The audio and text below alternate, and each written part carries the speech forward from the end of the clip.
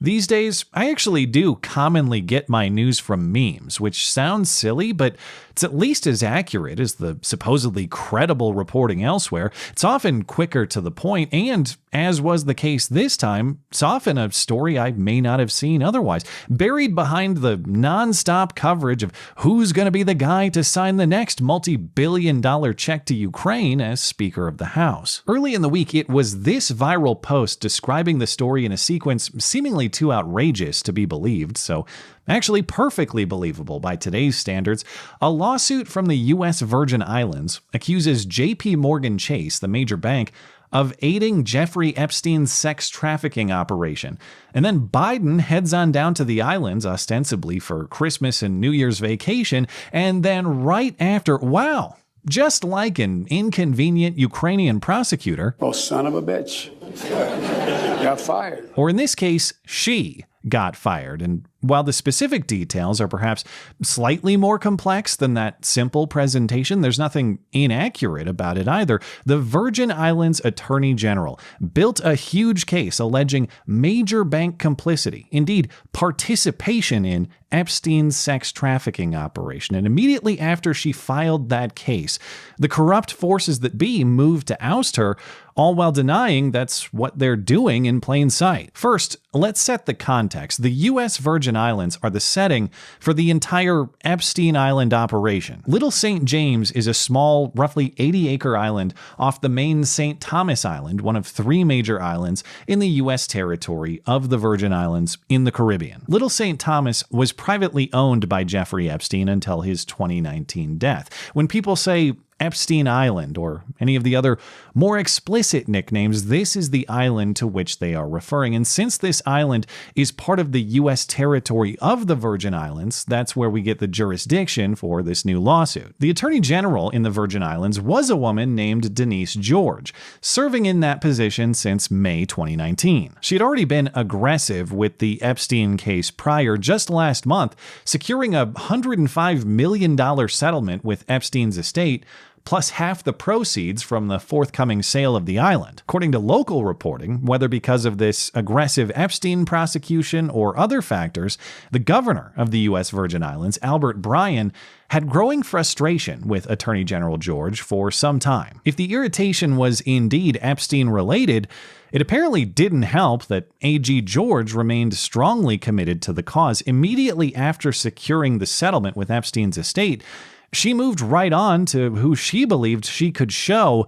facilitated the entire operation of sex trafficking on the island, JPMorgan Chase, the largest bank in the United States. And so last week, she filed a new lawsuit in federal court, the Southern District of New York, where JPMorgan Chase is headquartered, accusing the bank of turning a blind eye to evidence that Epstein was sex trafficking, as the first paragraph of this story characterizes it. But the specifics are actually much worse. It's not just looking away from a criminal operation. George's accusation is that the bank knowingly and actively facilitated it. The complaint says the bank, quote, knowingly, negligently, and unlawfully provided and pulled the levers through which recruiters and victims were paid and was indispensable to the operation and concealment of the Epstein trafficking enterprise. Concealing, as in not just being aware of evidence and saying nothing about it, but actually hiding it. AG George says the bank facilitated and concealed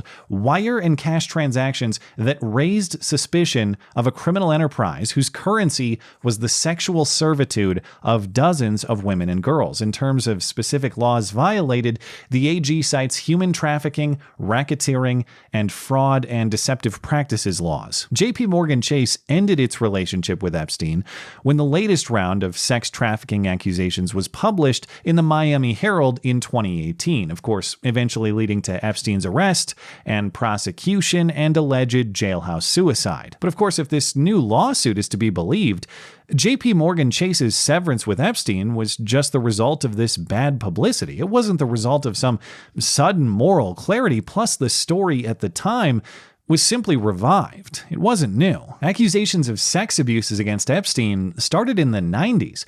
He was first convicted in 2008. The only thing new for JPMorgan Chase was the media spotlight on it. To the second point in the Alex Jones activation sequence, about the same time that this new lawsuit was filed, the president arrived in the U.S. Virgin Islands for his holiday vacation. He was there from the day after Christmas to the day after New Year's. According to all reporting I see, this was simply family time, no official business scheduled, and in fairness to the family, these visits have been happening for some time, since at least 2009, though not in recent years due to COVID. You can interpret that two different ways, potentially. One is that it's completely typical for Biden to visit the Virgin Islands, so this coincidental timing really is nothing to see at all. Or you can wonder why the president's visits to the Virgin Islands were ever so frequent in the first place. The point is that any connection on this piece of the story requires inference. The official record is that Biden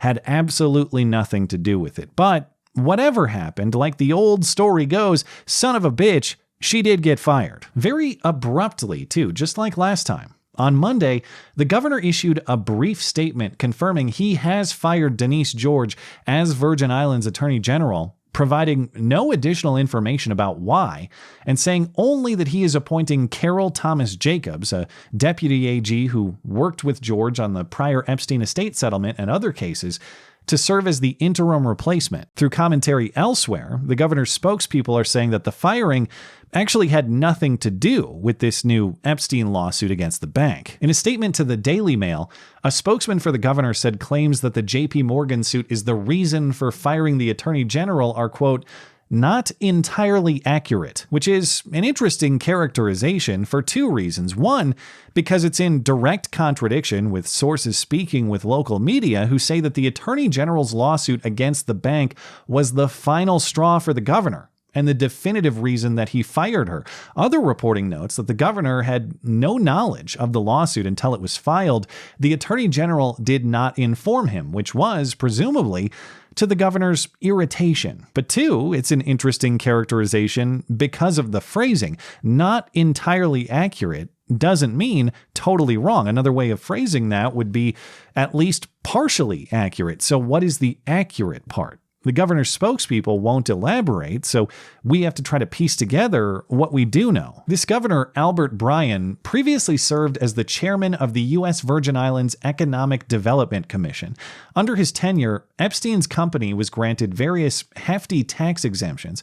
Possibly in exchange, Epstein made donations to schools and organizations across the islands. Epstein's political connections on the islands were deep beyond just this governor as well. The island's former First Lady was the office manager for one of Epstein's companies, Southern Trust. So whether the governor liked Epstein's operation or not, he certainly liked Epstein's money a lot and was apparently content to enjoy it for years before its downfall. Now, whether the governor had any interest in protecting JPMorgan Chase specifically or just the entire operation generally, I have not found much additional information. So a couple of important questions remain. First of all, who really pulled the strings on this firing? Was it really the governor?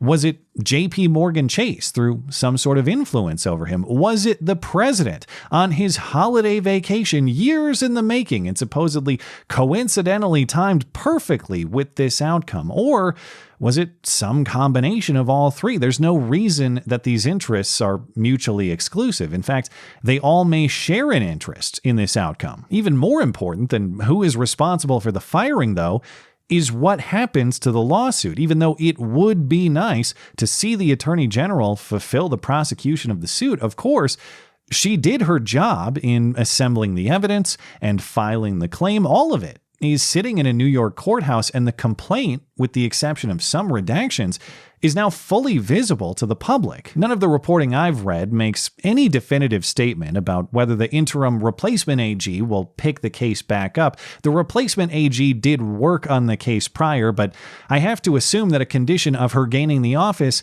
is to stop right there. Why else make the firing at all? Though, of course, I invite being proved wrong on what seems like the obvious intended outcome. But it's the public nature of it all that still has me baffled. Presumably, we're just going to drop a lawsuit right after it was revealed that the biggest bank in the country allegedly facilitated the sex trafficking of minors.